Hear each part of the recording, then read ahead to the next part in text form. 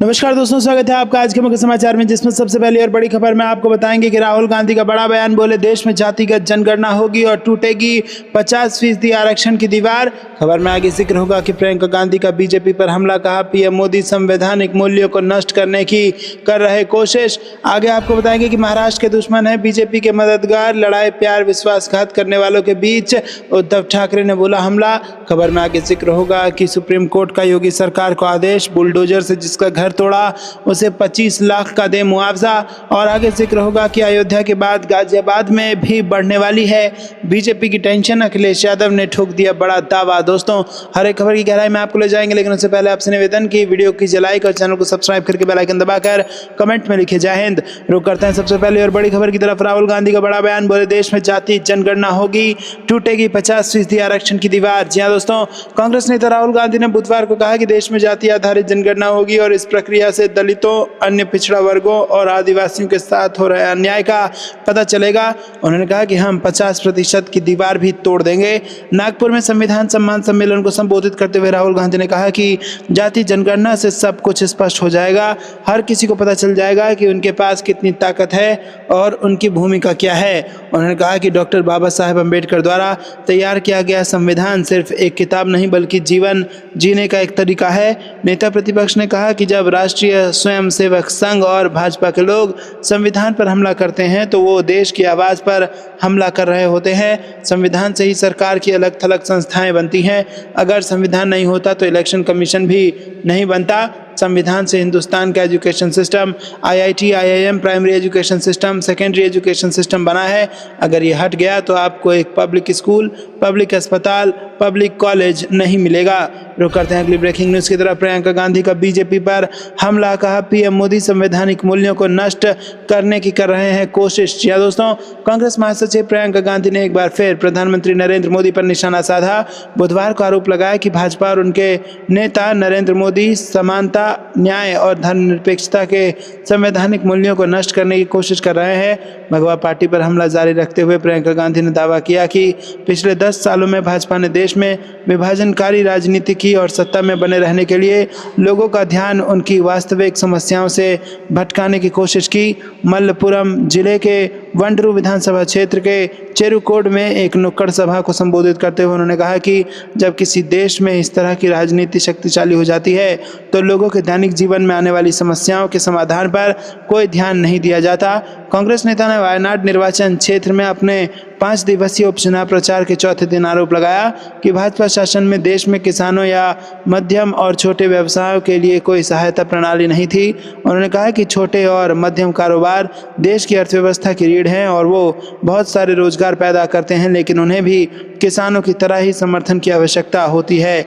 उन्होंने ये भी दोहराया कि वायनाड में मसालों सहित उच्च गुणवत्ता वाले कृषि उत्पादों का उत्पादन करने के बावजूद कई किसानों को कृषि में कोई भविष्य नहीं दिखता है। छात्रों सहित निवासियों के साथ बेहतर नौकरी के अवसरों पर और उच्च शिक्षा के लिए विदेश पलायन कर रहे हैं। उन्होंने पहाड़ी निर्वाचन क्षेत्र में बुनियादी पेयजल, शिक्षा और स्वास्थ्य सुविधाओं की कमी जैसे मुद्दों पर भी प्रकाश डाला। रुक करते हैं अगली ब्रेकिंग न्यूज़ की तरफ। महाराष्ट्र के दुश्मन है बीजेपी के मददगार, लड़ाई प्यार विश्वासघात करने वालों के बीच उद्धव ठाकरे ने बोला हमला। जी हां दोस्तों, आपको बता दें कि शिवसेना अध्यक्ष उद्धव ठाकरे ने मंगलवार को चुनाव प्रचार अभियान की शुरुआत की और 20 नवंबर को होने वाले विधानसभा चुनाव को महाराष्ट्र से प्रेम करने वालों और इसे धोखा देने वालों के बीच की लड़ाई बताया। उन्होंने पार्टी में 2022 में होने वाले विभाजन का भी जिक्र किया। ठाकरे ने अपने पूर्व सहयोगी बीजेपी और उसके सहयोगियों पर निशाना साधते हुए कहा कि जो लोग राष्ट्रीय पार्टी की मदद कर रहे हैं वो महाराष्ट्र के दुश्मन हैं। उन्होंने मतदाताओं से कई वादे किए, इनमें विपक्षी महाविकास अघाड़ी के सत्ता में आने पर हर जिले में छत्रपति शिवाजी महाराज का मंदिर बनवाने का वादा भी शामिल है। कोल्हापुर जिले के राधा नगरी में 2024 के विधानसभा चुनाव की अपनी पहली रैली को संबोधित करते हुए उन्होंने कहा कि जो लोग राज्य से प्यार करते हैं वो विपक्षी महाविकास अघाड़ी के साथ जुड़े हुए हैं। इसमें शिवसेना, यूबीटी, कांग्रेस और राष्ट्रवादी कांग्रेस पार्टी शरद चंद्र पवार शामिल है। राधा नगरी प्रकाश आंबेडकर का निर्वाचन क्षेत्र है जो उनके नेतृत्व के खिलाफ विद्रोह करने वाले 40 शिवसेना विधायकों में से एक हैं। ठाकरे ने कहा कि भाजपा की मदद करने वाले राज्य के दुश्मन हैं। रुक करते हैं अगली ब्रेकिंग न्यूज़ की तरफ। सुप्रीम कोर्ट का योगी सरकार को आदेश, बुलडोजर से जिसका घर तोड़ा उसको दे 25 लाख का मुआवजा। जी हाँ दोस्तों, यहाँ पर सुप्रीम कोर्ट ने सड़क चौड़ीकरण के लिए घरों को अवैध रूप से ध्वस्त करने के लिए उत्तर प्रदेश सरकार के अधिकारियों की कड़ी आलोचना की और राज्य द्वारा की गई इस कार्रवाई को अत्याचारी और कानून के अधिकार के बिना बताया। सुप्रीम कोर्ट ने यूपी सरकार को निर्देश दिया कि जिस व्यक्ति का घर ध्वस्त किया गया उसे 25 लाख रुपए का दंडात्मक मुआवजा दिया जाए और साथ ही मुख्य सचिव को अवैध रूप से ध्वस्तीकरण के लिए जिम्मेदार अधिकारियों के खिलाफ अनुशासनात्मक जांच करने का आदेश दिया।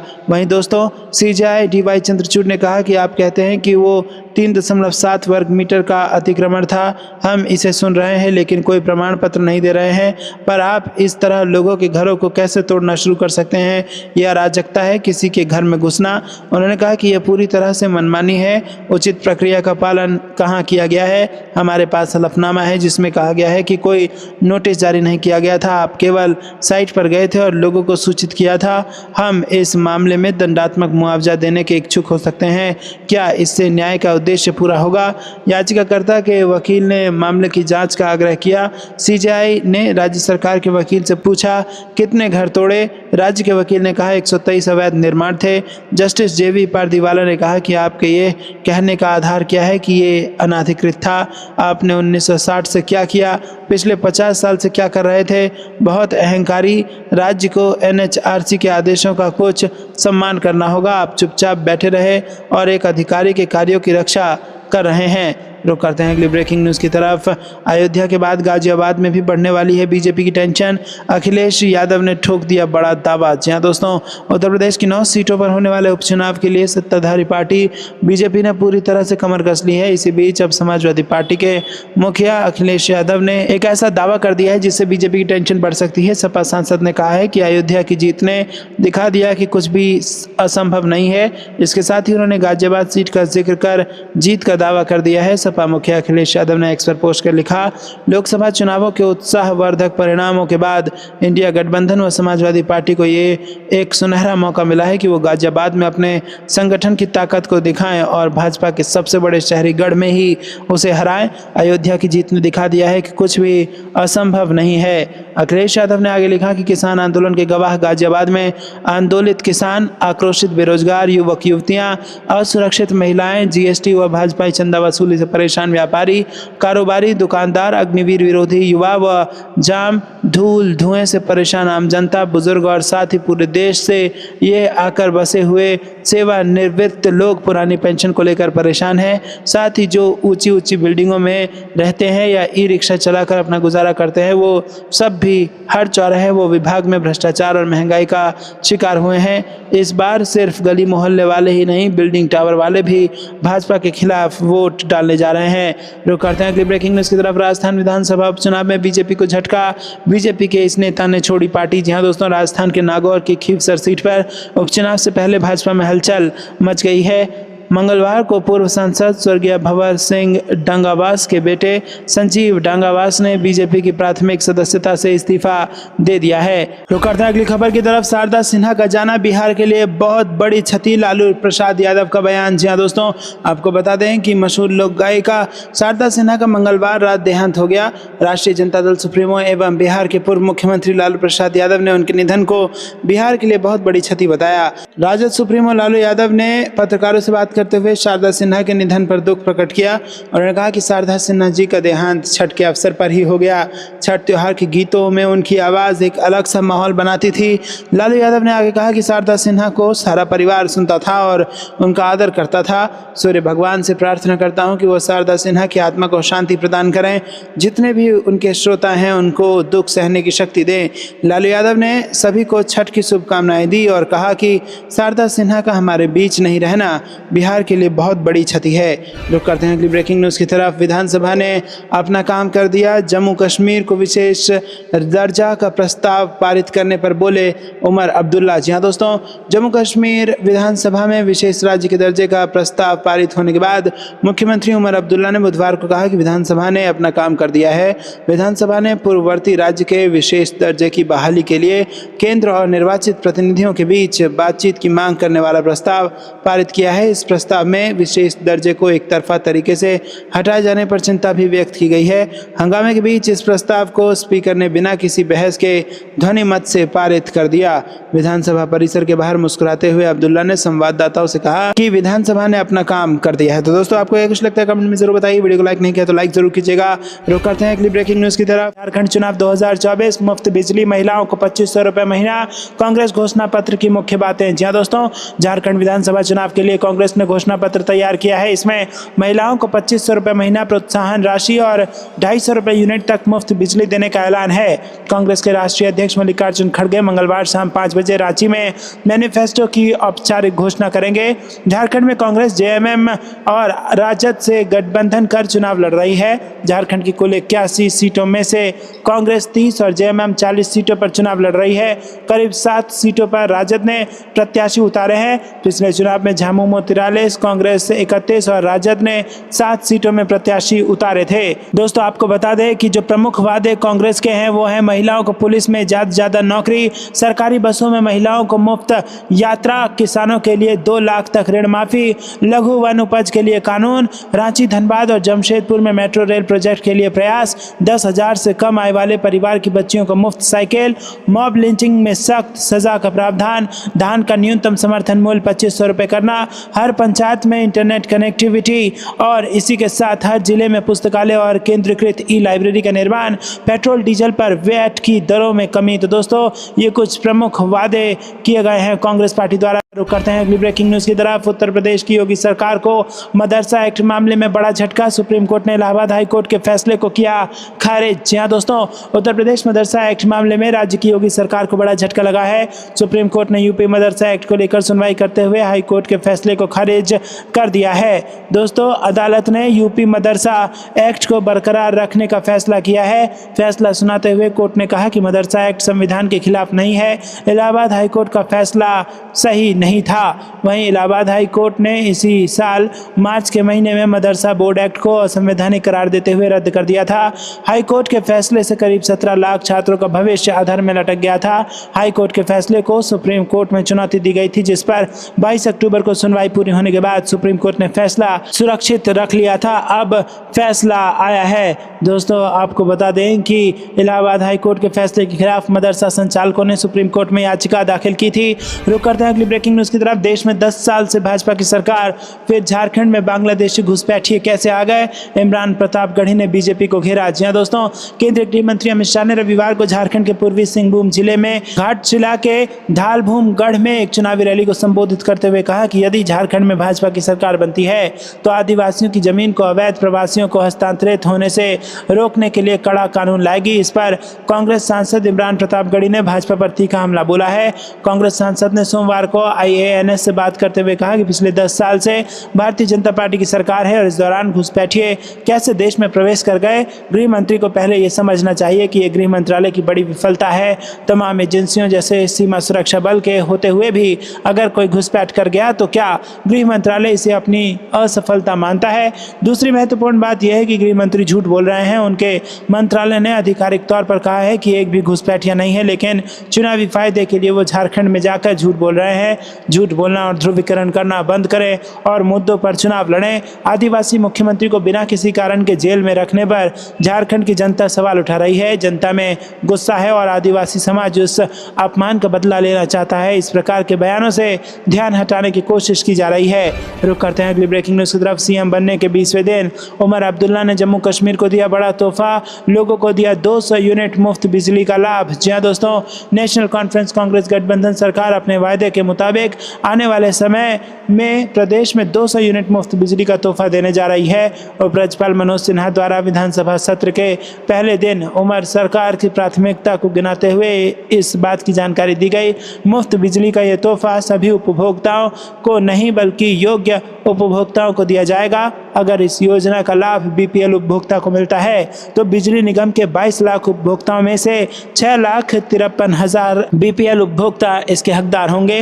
हालांकि बिजली की मुफ्त 200 यूनिट हासिल करने वालों में कौन से उपभोक्ताओं को प्राथमिकता दी जाएगी, इसकी जानकारी बिजली विभाग के किसी अधिकारी के पास नहीं है। रुक करते हैं अगली ब्रेकिंग न्यूज की तरफ। छुट्टी पर आए लोग बीजेपी को हराने के लिए वोट डालने वाले थे। उपचुनाव की तारीख टली तो अखिलेश यादव ने कही कही विस्फोटक बात। जी हाँ दोस्तों, उत्तर प्रदेश की 9 विधानसभा सीटों पर होने वाला उपचुनाव की तारीखों में चुनाव आयोग ने बदलाव किया है। अब इन सीटों पर 13 नवंबर की जगह 20 नवंबर को मतदान होगा। हालांकि वोटों की गिनती 23 नवंबर को ही हो जाएगी। बता दें कि इससे पहले इन विधानसभा सीटों पर 13 नवंबर को मतदान होना था। वहीं चुनाव को टालने को लेकर अब समाजवादी पार्टी प्रमुख अखिलेश यादव ने बड़ा बयान दिया है। चुनाव आयोग उपचुनाव की तारीखों में बदलाव के फैसले के बाद सपा मुखिया अखिलेश यादव ने बीजेपी पर तंज कसा। उन्होंने सोशल मीडिया पर लिखा कि टालेंगे तो और भी बुरा हारेंगे। उनके इस पोस्ट को सीएम योगी के बटेंगे तो कटेंगे खिलाफ देखा जा रहा है।